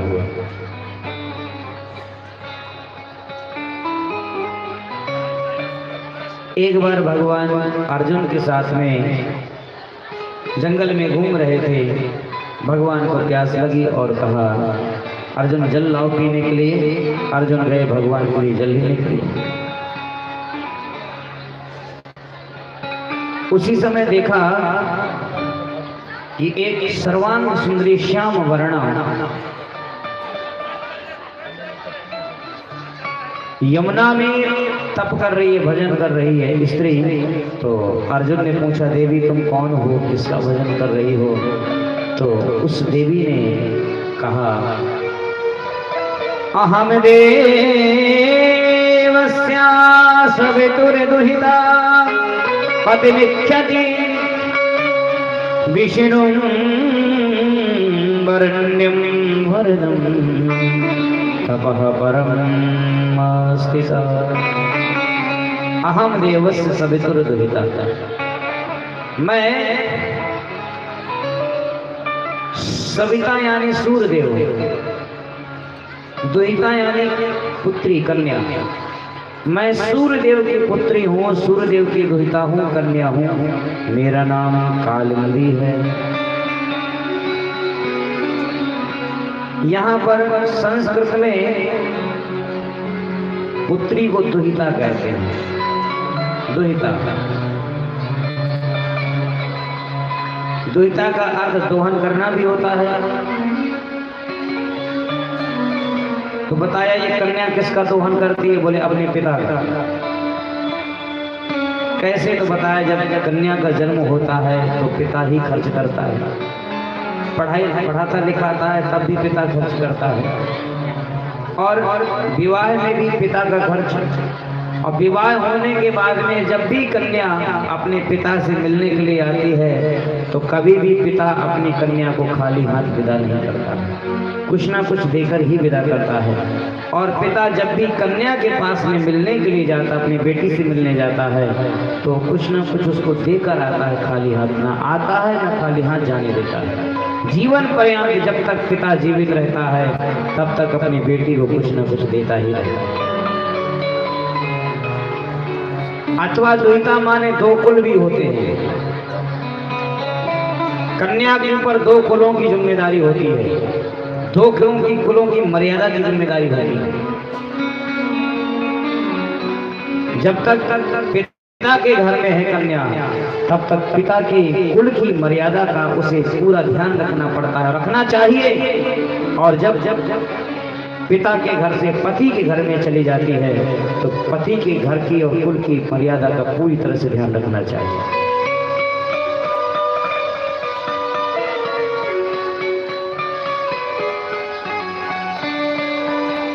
कन्या को इस तरह से पुत्री को जीवन जीना चाहिए कि मेरे पिता के ऐश्वर्य में किसी भी प्रकार का दाग न लग जाए, धब्बा न लग जाए। याद रखना भैया, अगर पुत्र बेटा भगवान का भक्त है तो 21 पीढ़ियों का उद्धार होता है। और कन्या अगर सुलक्षणी निकल जाए, कन्या अगर भगवान की भक्ता निकल जाए तो शास्त्र कहता है 108 कुलों का उद्धार होता है।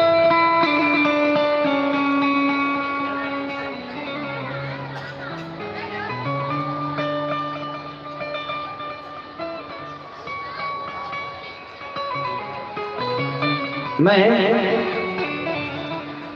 भगवान को पति रूप में पाना चाहती हूँ, इसलिए मैं भजन कर रही हूँ। अर्जुन भगवान के पास में गए, बोले चलिए आपका विवाह फिक्स करके आ गए। बोले क्यों मजाक करता है भाई जंगल में? बोले नहीं नहीं नहीं, बिल्कुल सत्य बात है, आपका विवाह बिल्कुल फिक्स करे। और भगवान को लेकर के गए और कालिंदी के साथ में भगवान का विवाह हुआ, चौथा विवाह।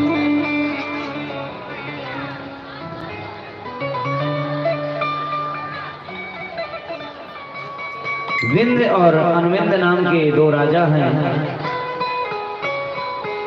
उज्जैन के, जिनकी एक बहन है जिसका नाम मित्रविंदा है।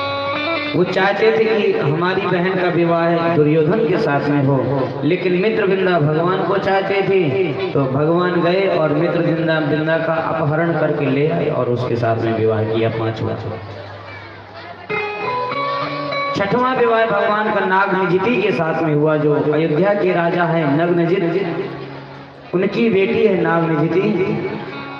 अयोध्या के महाराज का संकल्प है कि मेरे यहाँ पर जो बलवान 7 बैल हैं, इनको जो एक बार में नाथ देगा, मैं उसके साथ में अपनी बेटी का विवाह करूंगा। भगवान ने कहा बचपन से किया ही क्या, हमने यही तो काम किया है बचपन से, हमसे ज्यादा एक्सपीरियंस कैसे होगा।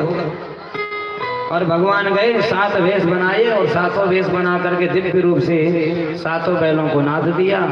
और भैया भगवान की बड़ी धूमधाम से शादी। देखो 16,108 विवाह में केवल एक ऐसा विवाह है जिसमें रसगुल्ला चले, बारात भी गई है और दहेज भी मिला है।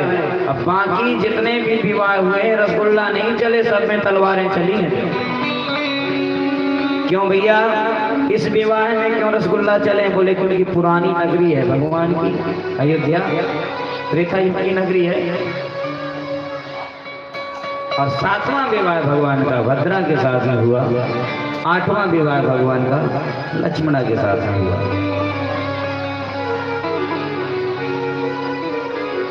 16,100 विवाह और हुए भगवान के।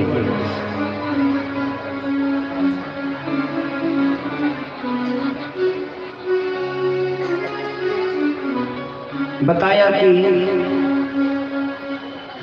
एक बार नारद जी महाराज द्वारकापुरी में आए और द्वारकापुरी में पारिजात वृक्ष का पुष्प लेकर के आए और वह पुष्प भगवान को दे दिया और भगवान ने वो पुष्प दे दिया रुक्मिणी जी को। नारद जी को मौका मिल गया, नारद जी पहुंच गए सत्यभामा के पास और सत्यभामा ने नारद जी को प्रणाम किया। तो नारद जी ने सत्यभामा से कहा और गृहस्थ जीवन कैसा चल रहा है देवी? बोले बहुत अच्छा चल रहा है महाराज, हमारे स्वामी हमको बड़ा प्रेम करते हैं। बोले नहीं करते, जिसके एक से ज्यादा पत्नी होती है वो सबको बराबर प्रेम नहीं कर पाता है। बोले गलत बात, हमारे स्वामी हमें सबसे ज्यादा प्रेम करते हैं। क्यों? क्योंकि मैं दहेज सबसे ज्यादा लेकर के आई, बड़ी लेकर गया। बोले खाक प्रेम करते हैं? बोले क्यों? बोले मैं लाया पारिजात वृक्ष का पुष्प और मैंने वो पुष्प दे दिया भगवान को, और मैंने कहा जिस रानी को आप सबसे ज्यादा चाहते हो उसी रानी को दे दो। भगवान ने तुरंत रुक्मिणी को दे दिया। आपको क्या चाहिए? अब भैया सत्यभामा नाराज। अच्छा, सत्यभामा बहुत जल्दी नाराज होती है।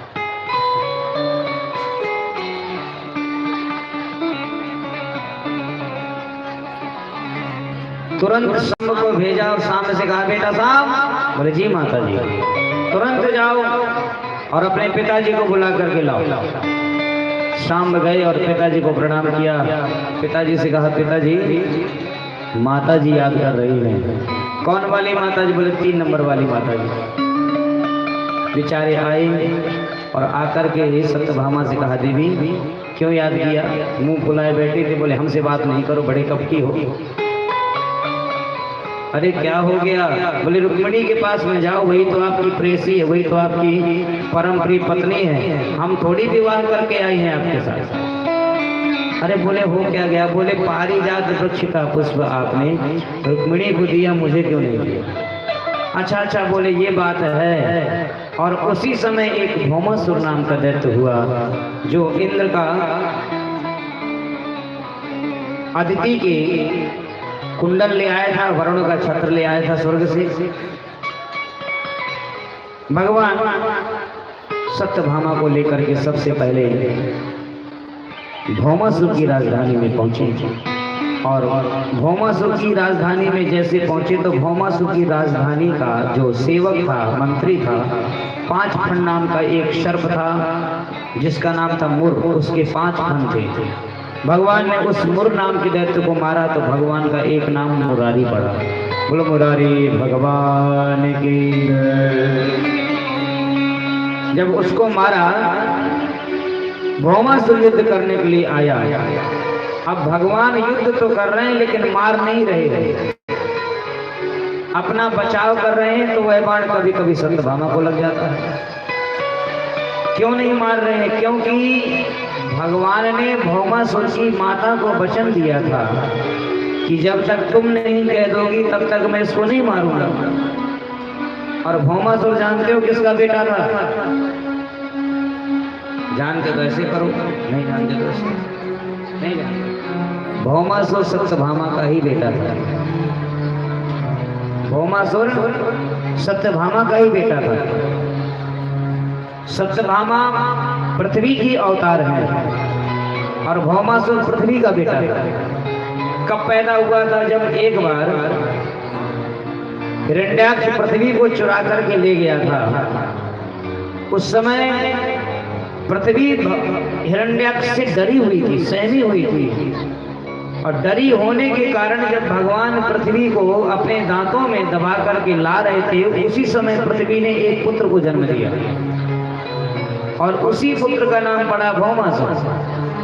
तो पृथ्वी ने भगवान से कहा हे नाथ, ये आपका पुत्र है, इसको मारना मत। तो भगवान ने कहा देवी जब तक तुम नहीं कहोगी तब तक मैं इसको नहीं मारूंगा। अच्छा, जब भौमासुर भगवान का बेटा है तो वह दैत्य स्वभाव का क्यों हो गया? भगवान का बेटा है तो दैत्य स्वभाव का क्यों हो गया? बोले भौमासुर भगवान का बेटा जरूर है, लेकिन पुत्र जब गर्भ में था तो पृथ्वी का चिंतन जो था वो भगवान का नहीं था। पृथ्वी ने चिंतन किया था हिरण्याक्ष का। इसीलिए हिरण्याक्ष का चिंतन करने के कारण, डरी हुई होने के कारण दैत्य स्वभाव का बालक पैदा हुआ। माता के गर्भ में जिस समय बालक हो तो माता को चाहिए कि फिल्म कम देखे, चित्रहार कम देखे, उपन्यास कम पढ़े। माता को चाहिए कि जब गर्भ में बालक हो तो गीता पढ़ो, भागवत पढ़ो, रामायण पढ़ो, धर्म ग्रंथों का, शास्त्रों का अध्ययन और चिंतन होना चाहिए। गर्भ में जो बालक है, गर्भस्थ शिशु है, जन्म लेने के बाद अवश्य में वो भगवान का भक्त होगा। और अगर टीवी देखेगी, चित्रहार देखेगी, वो रिश्ता क्या कहलाता है, नए नए रिश्ते, ये सब देखेगी और नाच कूद ज्यादा देखेगी तो फिर कोई ध्रुव और प्रहलाद नहीं पैदा होगा, फिर कोई नचकुत्ता पैदा होगा और डीजे में जाके नाचे।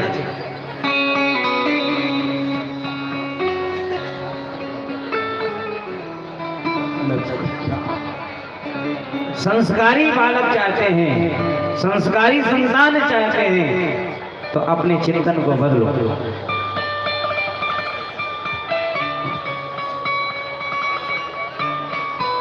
माता जो भी कुछ करती है गर्भस्थ शिशु सब कुछ सीखता है, अनुकरण करता है।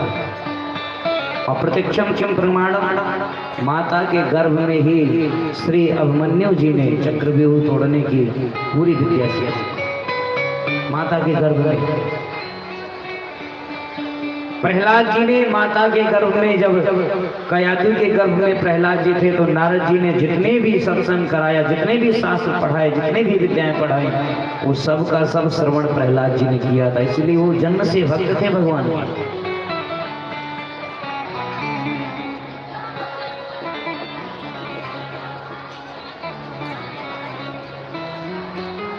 जैसी सत्यभामा ने कहा नाथ इसको मार दो, भगवान ने उसको मार दिया। बोले भक्तवत्सल भगवान।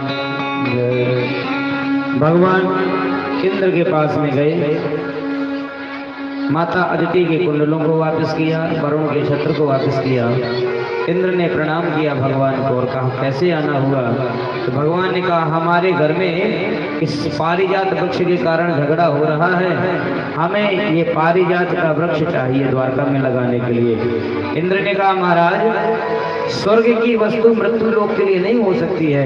भगवान ने कहा पागल कहीं का, जब मैं अजन्मा ब्रह्म होकर के, अविनाशी होकर के मृत्यु लोक में जा सकता हूँ, तो स्वर्ग लोक की वस्तु क्यों नहीं जा सकती? और इंद्र में और भगवान में युद्ध हुआ। बाद में माता अदिति ने आकर के युद्ध को विराम कराया और पारिजात का वृक्ष ला करके भगवान ने सत्यभामा के आंगन में लगा दिया और सत्यभामा बड़ी प्रसन्न। नारद जी आए तो नारद जी से सत्यभामा ने कहा देखो हमने कहा था ना हमें बहुत ज्यादा चाहते हैं द्वारकाधीश, हमारे महल में पारिजात का वृक्ष ही लगा दिया। नारद जी ने कहा अभी भी नहीं चाहते। क्यों नहीं चाहते? बोले जरा वृक्ष को देखो, ये लगा जरूर आपके आंगन में है, लेकिन झुका किसके आंगन में ये भी तो देख लो। लगा आपके आंगन में, झुका रुक्मिणी के आंगन में। तुम तो पानी डालो, फूल तो सब वहीं जाएंगे। अब भैया फिर नाराज सत्यभामा। शाम को बुलाया, शाम पिताजी को बुला कर लाओ। शाम फिर गए, बोले पिताजी माता जी याद कर रहे। बोले कौन वाले? बोले 3 नंबर वाले। फिर आए बेचारे भगवान, बोले आप क्या हो गया देवी? बोले रहे कपटी की कपटी, ऊपर से काले और अंदर से भी काले। क्यों? बोले देखो तो वृक्ष लगा दिया मेरे आंगन में, झुका दिया रुक्मिणी के आंगन में। भगवान नारद जी की तरफ देखने लग गए और भगवान ने नारद जी से कहा ये बताओ हमारे घर से जाने की कितनी दक्षिणा लोगे? क्यों? बोले हमारा ग्रस्त जीवन क्यों बिगाड़ रहे हो भाई? तो बोले महाराज हमको तो आनंद आ रहा है। बोले तुम्हारे आनंद के चक्कर में हमारा आनंद जा रहा है। नारद जी ने प्रणाम किया भगवान को और नारद जी गए। उसी भौमासुर के कैद में 16,100 कन्या भी रहती थी, जिनको भगवान ने मुक्त कराया और सभी के साथ भगवान ने दिव्य विवाह किया। भगवान के 16,108 विवाह हुए।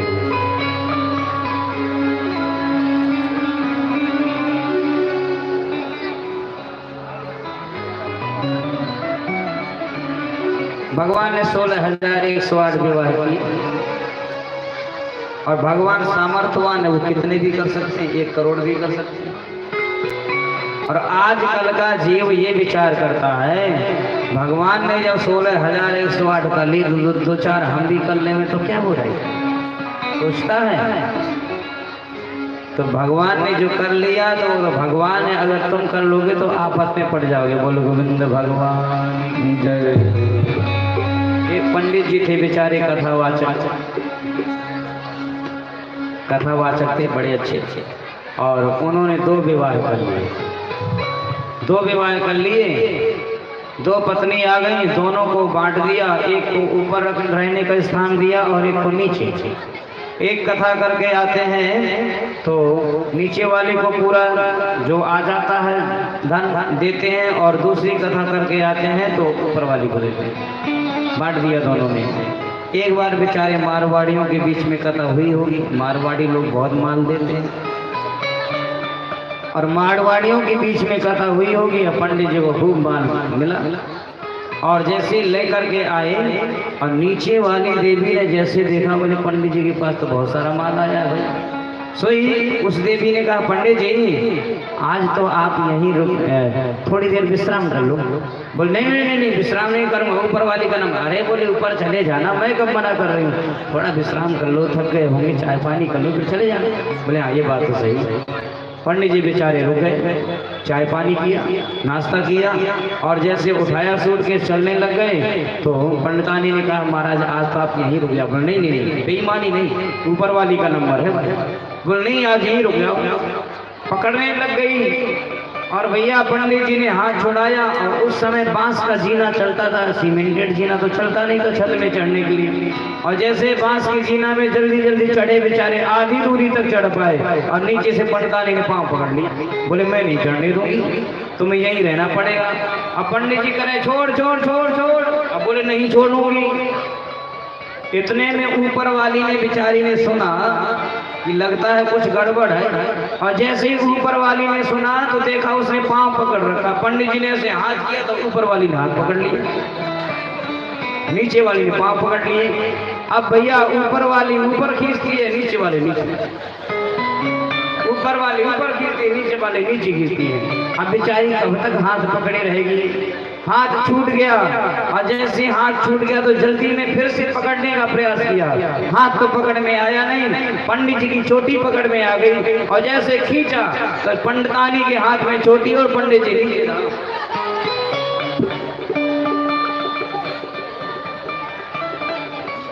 उसी समय एक चोर आया था चोरी करने के लिए, वो बेचारा वो हंसने लग गया। जब हंसने लग गया तो पंडित जी चोटी का दर्द तो भूल गए, और बोले ये बता तू क्यों आया। बोले सच बताओ तो मैं चोरी करने के लिए आया। फिर बोले आया तो चोरी करने के लिए, लेकिन तुम्हारी खिंचाई देखकर मैं चोरी भूल गया। पंडित जी महाराज उसको लेकर के थानेदार के पास पहुंचे और कहा, देखो साहब ये चोर है, मेरे घर में चोरी करने के लिए आया था। थानेदार ने कहा, पागल कहीं गई, एक ही पंडित का घर है हमारे क्षेत्र में, और तू इसी के यहाँ चोरी करने आ गया। बताओ पंडित जी इसको क्या सजा दी जाए, आप जो कहोगे वही सजा देंगे। तो पंडित जी ने कहा, महाराज जितना खर्चा आएगा 10 लाख 20 लाख मैं खर्चा करूंगी, इसकी 2 शादी करा दो, 2 शादी करा दो। अब चोर बोला फांसी में चढ़ा दो, सूली में चढ़ा दो, देश से निकाल दो, काल कोठरी में डाल दो, 2 शादी नहीं करूंगा। बेचारे थानेदार चक्कर में पड़ गए, बोले क्यों नहीं करेगा। अरे बोले 2 शादी वाले की बड़ी जोर से खिंचाई होती है, अगर इनकी 2 शादी न हुई होती तो मैं कब का चोरी करके निकल गया होता, 2 शादी के चक्कर में तो मैं पकड़ा गया। तो भगवान जो कर सकता है हम नहीं कर सकते।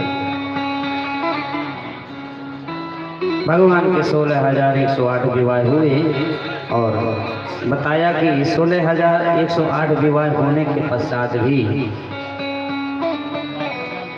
सब जितनी भी रानियां हैं रूठ जाती हैं, लेकिन रुक्मिणी जी कभी नहीं रूठी भगवान से, कभी नहीं रूठी।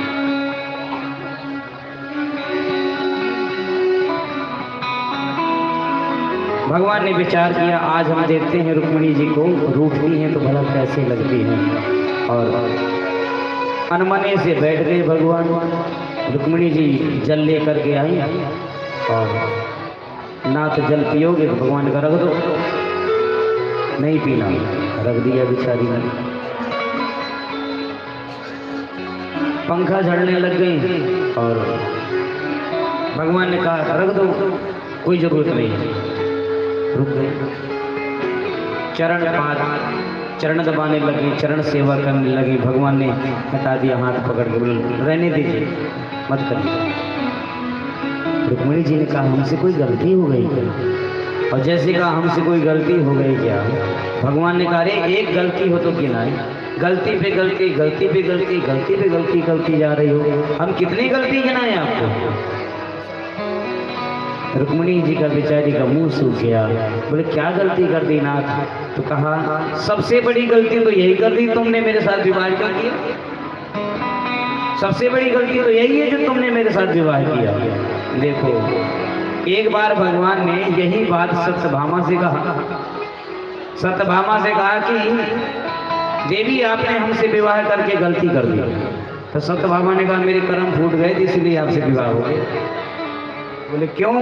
अरे बोले मेरा विवाह हो रहा था अक्रूर जी के साथ में, और अक्रूर जी के साथ में अगर विवाह होता तो तुम मुझे चाची कहते और मेरे पैर और पड़ते, और मेरा विवाह आपके साथ हो गया था, आपकी पत्नी बन गई। भगवान ने कहा इसे तो बात करना ही बेकार है।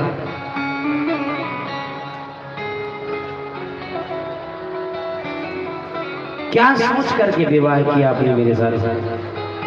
राजाभ्यो विगतः सुप्रुः समुद्रं शरणं गता।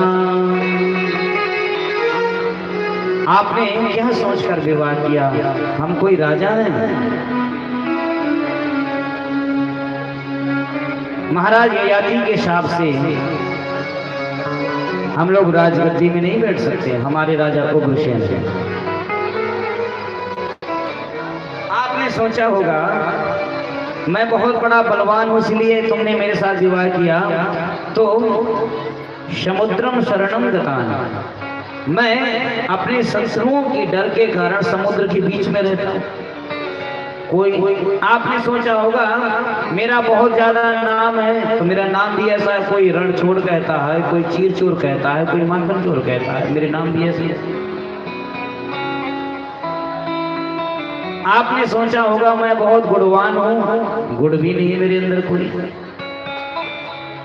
गुण भी नहीं है। आपने सोचा होगा मेरा परिवार बहुत सुंदर होगा, माता पिता तो कोई मुझे देवकी का वसुदेव का कहता है, तो कोई नंद का यशोदा का कहता। मेरे माता पिता का ही पता नहीं कि नंद यशोदा है कि देवकी वसुदेव है। आपने अगर ये सोचकर विवाह किया होगा कि मैं सुंदर बहुत हूं, तो काला कलुता कृष्ण काला सुंदर भी नहीं हूं।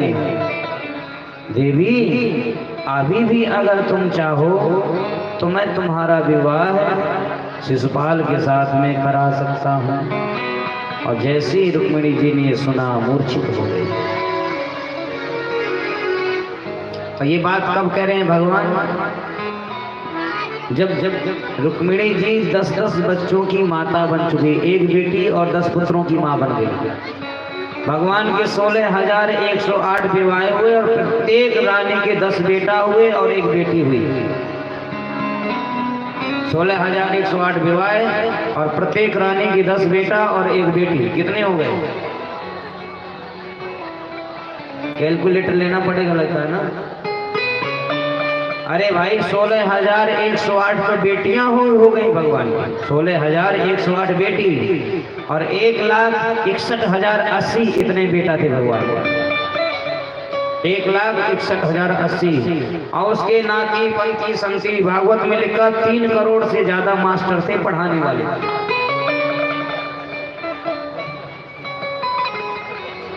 अब 3 करोड़ से ज्यादा जब मास्टर पढ़ाने वाले तो पढ़ने वाले कितने लगे?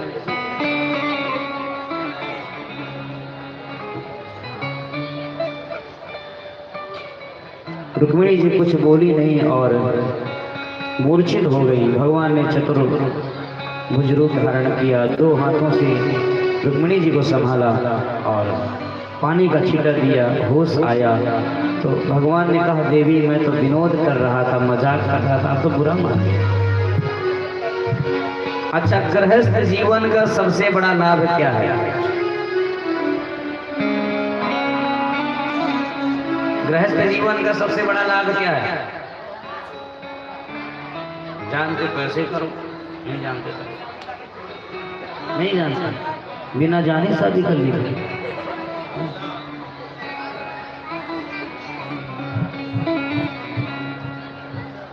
अरे भाई जान करके कार्य करना चाहिए ना।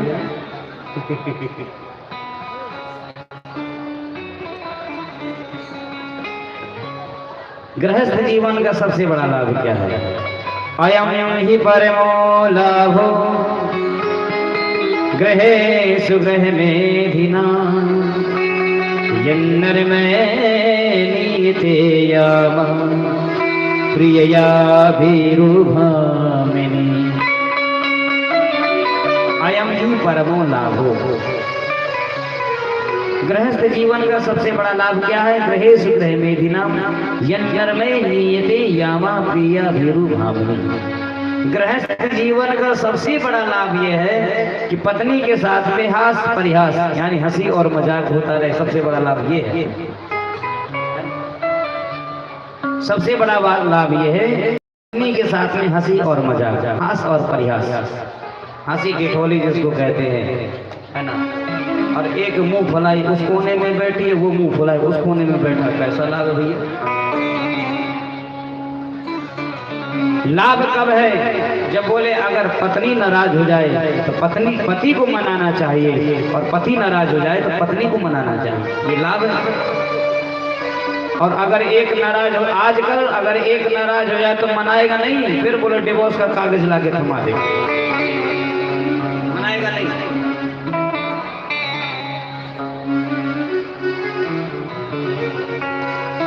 माता रुक्मिणी ने बड़ा सुंदर जवाब दिया, बोले नाथ आपने जो भी कहा ठीक कहा। आपने कहा कि मैं समुद्र में रहता हूँ, तो यही बता दीजिए आप समुद्र को छोड़कर रहते ही कहाँ, या तो आप क्षीर सागर में रहते हैं, या आप अपने भक्त के भाव सागर में रहते हैं, हृदय सागर में रहते हैं।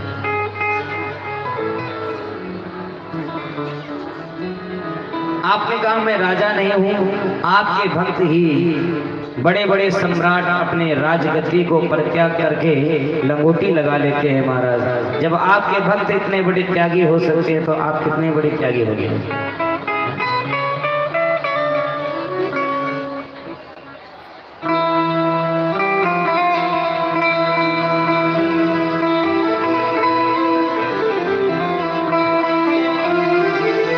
भक्तों की फकीरी का क्या कहना साहब? बह बह रे, पंजाबी भजन है, इसमें पंजाबी वर्ड है, लेकिन समझ में आएगा आप लोग। इसकी आवाज बह बह रे मौज फकीरां दे, फकीरों की मौज। बह बह रे मौज फकीरां दे, बह बह रे मौज फकीरां दे, बह बह रे मौज फकीरां दे, फकीरां दे, फकीरां दे, फकीरां दे, फकीरां दे, फकीरां दे, फकीरां दे, फकीरां दे, फकीरां दे, फकीरां दे, फकीरां दे, फकीरां दे, फकीरां दे। वाह वाह रे हमारे मौज फकीरां दे, हमारे मौज फकीरां दे, हमारे